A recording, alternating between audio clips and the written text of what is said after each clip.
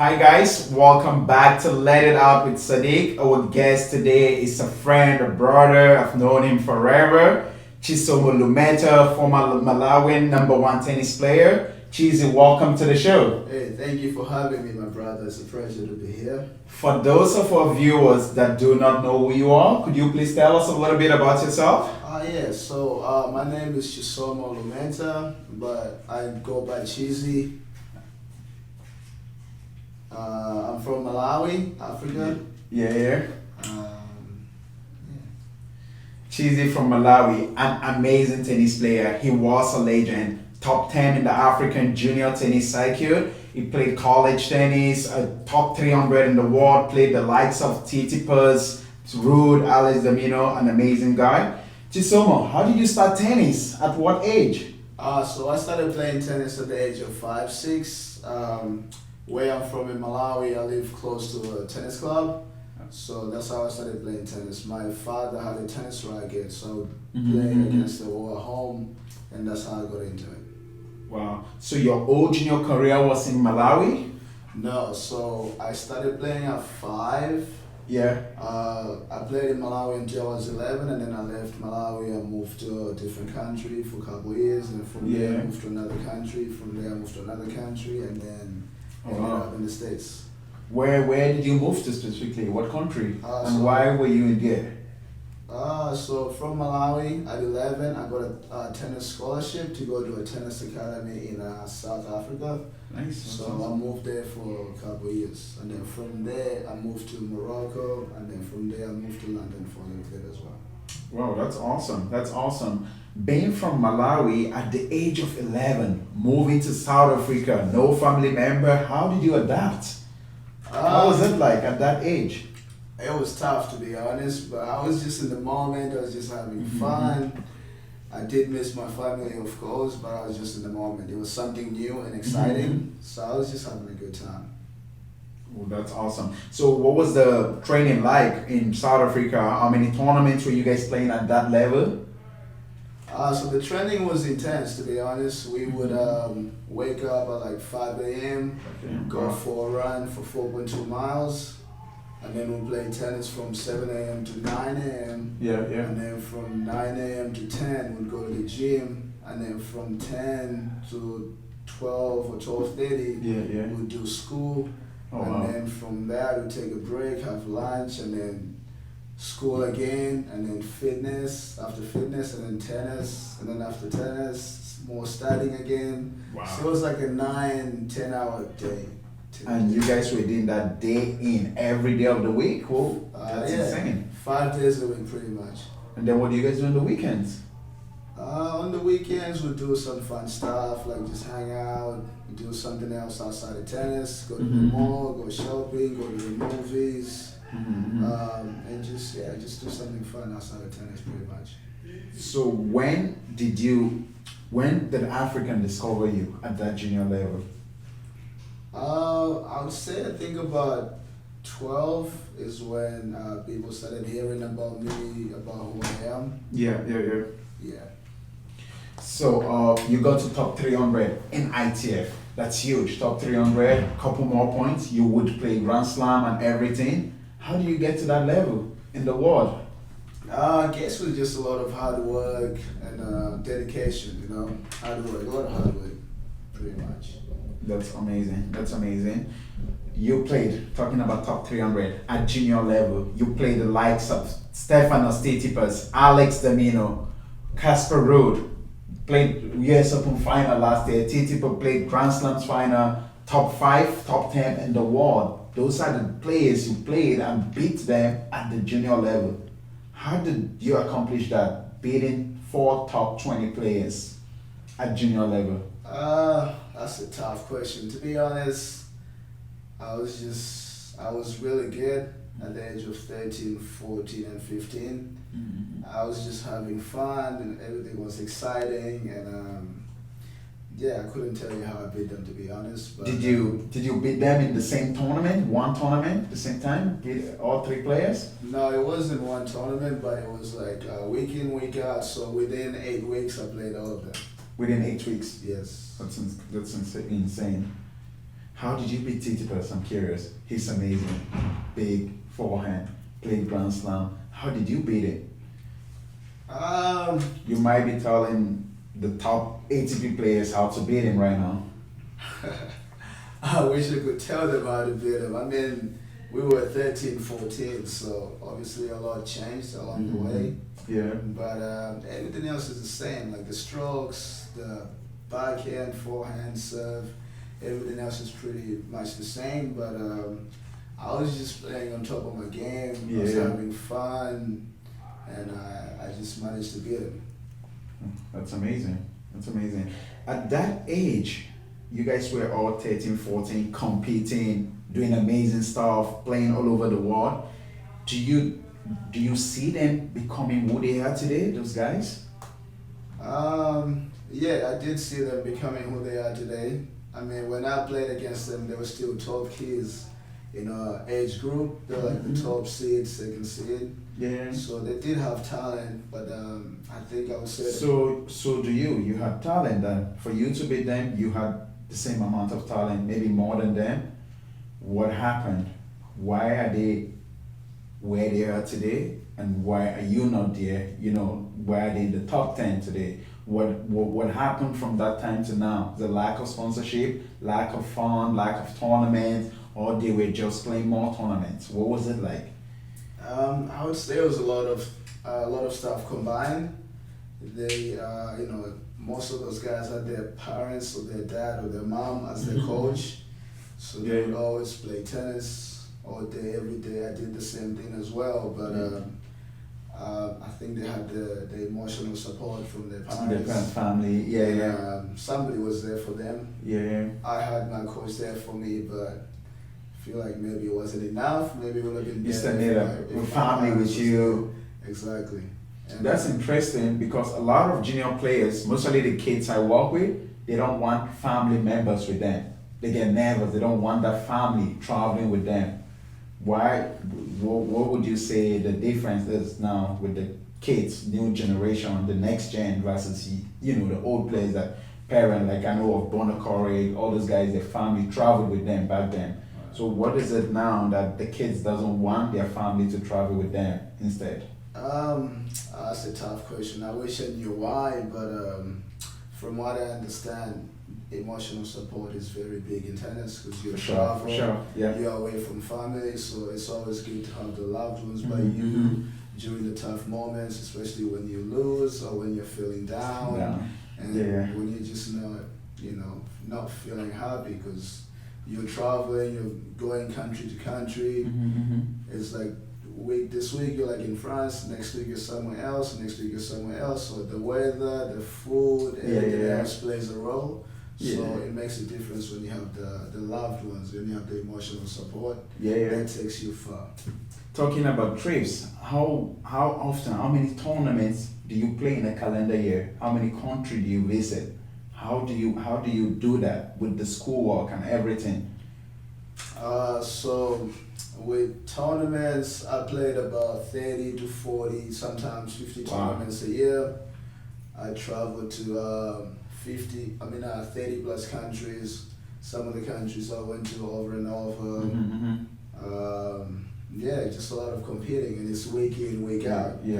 Sometimes I would go away and just play tournaments week in, week out for like 8-9 weeks in a row. Wow. And then take a break. So it's just a lot of competing. So it wears you out and all that. But, and how do you recover? You need to find a way to pace yourself, pretty much. So like at the beginning of the season, you do like a little pre-season where you're just practicing, doing a lot of endurance and all that stuff. And then you take a break, you play tournaments, and then after tournaments, you take like a week or two off, and then you get back into it again. So it's just same thing over and over, year in, year out, pretty much. That's awesome. That's a lot of work. With an amazing junior career, getting to the top 300 in the world, that's a big deal. Top 300 in the world, amazing junior career, took out all these high-level junior players, top 10 in Africa, number 1 in Malawi. What was the transition like? Why would you not take the professional pathway with so much, with your junior resume is amazing. Why would you not take the professional pathway? Why the college pathway? At the age of 15, turning 16, Yeah. I lost motivation. I felt lonely on the tour. It wasn't the same without, I would say, my parents being there for me. So I kind of got fed up because every time you play a tournament, you see somebody's mom, dad, or whatever, their relatives are there for them. But for me, it was just me and my coach. So sometimes like a little lonely. It's like, you guys don't have team? Is it not a team? It's just you two? Do you have other teammates that travel together? Because during my time, we would travel in groups, about 4 or 5 of us. Tournaments were amazing. We have like 4 to 5 kids traveling as a group. You lose, you cheer for this person, and then we are out again, next country. We do the same thing. Was it different? Was it like that, or what was it like? Nah, I mean, I had other players that were traveling with me. You just need emotional support at some point,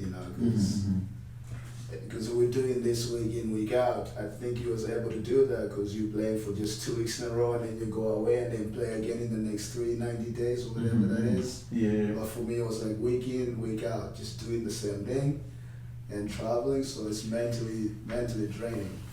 And the emotional support is very, very important. How do you deal with your emotions on the tennis court? That's a good one. I wouldn't say I was good at that. My attitude was so-so. It was a little, on and off. But it was just tough.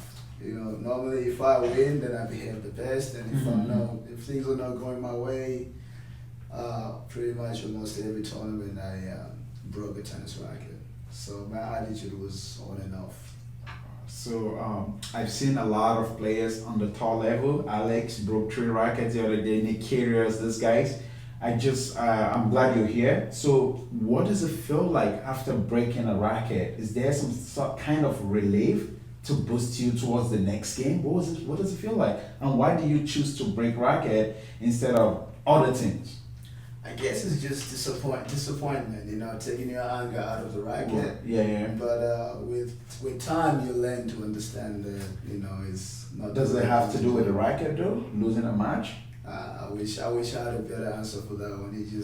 It's just in the moment, and you want to take the anger out. So it feels like the racket is the only thing that you're able to do that to. So Well, now I know. College. Seminole State College. You did an amazing job. Player of the week in the entire nation. You guys got to the runner-up in 2016 in Texas. How was college? College. Before then, why college? Why Seminole? You could do any other schools. Why Seminole and why college at the same time? Why college, why Seminole? So I could have gone to any other school as well, but I don't know, Seminole just felt like home because I had friends that I knew from back in Africa that was there already. So I already felt like I'll be with my friends, so I feel more at home. And what line did you play? I play like 3, 4, sometimes 1, just depending on what team we're playing against. But college was a lot of fun. I was just easygoing and I had so much fun playing tennis in college. You guys played final in the 2016 Plano, Texas. How do you feel? You guys were close to winning the title. Were you disappointed that you didn't win the title? Were you happy about getting to final? What was it like? To be honest, I wouldn't say I was disappointed because I did my part. I won everything I had to win. And we could have won, but we didn't win. But it was all in the moment. I was happy. I was in a good mood, and everybody else was happy around the team. So it was just fun, to be honest. But we definitely had a chance to win it, but we just didn't win it. Why haven't we seen another Chizzy from Malawi? What was happening to the grassroots tennis in Malawi during your time? You put Malawi in a map. We haven't seen anyone else from Malawi. What are they lacking? Coaching for the tournaments, the opportunities, the fun. What are they lacking? The young generation of tennis players in Malawi. I would say it's just lack of lack of opportunity, you know, like stuff like, you know, tennis rackets, shoes, balls, all that. It's just a lot of stuff mixed, you know, lack of tournaments. Yeah, it's just a lot of stuff. During your time, you were lucky enough, blessed enough to be sponsored to South Africa on a scholarship to, better environment, better coaching and everything. What's happening in the grassroots? Can they get someone else there as well? I think things changed a little bit now in the last couple of years. Yeah. So it would take a lot for that to happen again, but yeah, hopefully it can happen at some point. So where do you think you would have been? Where do you think you would have been if you had take the professional pathway? Top 10 in the world. This guy should be currently number 3. Tsitsipas is top 5. Ruud is top 10. Alex is top 20. Where would Chisoma Lumeta have been today? If you have taken the professional pathway, I know you went to college route and all, which is amazing. But if you have stick to the professional pathway, put in the job, do whatever it takes, where would you have been today? To be honest, I don't know. I think if I tried, and I think I would have gone pretty far. But I don't know. You never know. There's a lot of things that could happen along the way. I could have got injured, and there's other factors to a lot of moving parts. Yeah. But I think if I tried and everything went the right way, I definitely would have seen myself in top 20 at least. Top 20. Yeah. Oh, that's huge. Chisoma Lumeta finished college, played, did an amazing career in college, finished everything, and then you end up coaching tennis. You could do anything else. You could be, go towards your field of study and everything. Why tennis? Why do you still want to be in the tennis world? So the reason why I stick with tennis is my way of giving back. Because I was lucky enough to be able to receive all the sponsorship and everything else that I got while I was playing. So my way of giving back was to try to do the same thing for other people by teaching and hopefully make a difference in other people's lives. Oh, that's awesome. That's awesome. So what are you looking to achieve with the kids? As of right now, it's just trying to make a difference through tennis. Could be going into college, could be hopefully going professional, could be anything, but as long as it's through tennis, is what I'm trying to achieve. Nice. Well, that's a tough road. A lot of ups and downs, especially with the kids. Growing up during my time, it's a lot of work, it's a lot of sacrifices, but a lot of time we don't see them in this modern tennis with the kids you work with. What keeps you motivated? What keeps you coming back to this kid? What? I want to get you better. I want to give you all I've got to get you to the next level. What drives you every morning to do that thing, to give back to the kids? I don't know, it's just appreciation of of how my life has been through tennis. So that would be part of it, but I would say the other part would be like me feeling disappointed with myself because of all the guys that I was able to beat. So it's just it's a little complicated. But Did you ever talk to those guys and all? No, I haven't spoken to them in a while. No. Just so much, Lumeta. On your day off, what do you do? On my day off, I just chill, hang out with friends, and do something fun, just outside of tennis. Yeah, pretty much. Nice. If you're not a tennis player today, what would you have been? If I didn't play tennis, I'd probably be a golf player. Why golf? Golf or a pilot, because I just like moving and. Hold up. You say what? Pilot? Yeah. Okay. I always wanted to be a pilot because I don't like staying in one place. I like to move around and seeing different things and experiencing stuff from other places. So, and tennis was able to give me that. So if it wasn't for tennis, it would be through something else that allows me to move Move around the world and all. Exactly. Any hobby? Hobby. I would say my life has been sports pretty much. So outside of tennis, I would do a lot of watching sports, just hanging out with friends, and yeah, pretty much.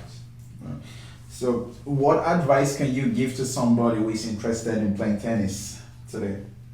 A young kid is interested in playing tennis. What advice would you give them? I would say just work hard. It's not gonna be easy. Listen to your coach, and do the best you can, and try to have the best attitude you can, because it's a roller coaster. It's a roller coaster, yes. You can win today, you can lose tomorrow, and at the end of the day, it's all about discipline. Yeah. Mentally is the biggest thing, and just working hard. Working hard. Yeah. You guys said. So where do you see yourself in the next 5 years? In the next 5 years. Married with kids, want a tennis company, That's a tough question. In the next 5 years, I see myself maybe outside of tennis. I'm curious to try something different. Yeah. I like a business. A business? Yes. Do you have anything in mind to share? I wish it was shared, but when it's all said and done, I'll be able to share. All right, we're gonna invite you back here. Yeah, please. Looking, plans for kids in the next 5 years? I don't know about having kids. Yeah. But still gonna be living in New York, Chizzy? It depends with how things go, with how my business will go, but definitely something outside of tennis for sure. Are you gonna still be living in the United States? Who knows? Hopefully, we'll see. We'll see what happens. All right, Chizzy, Lumeta, thanks so much for coming on. It's a pleasure having you here.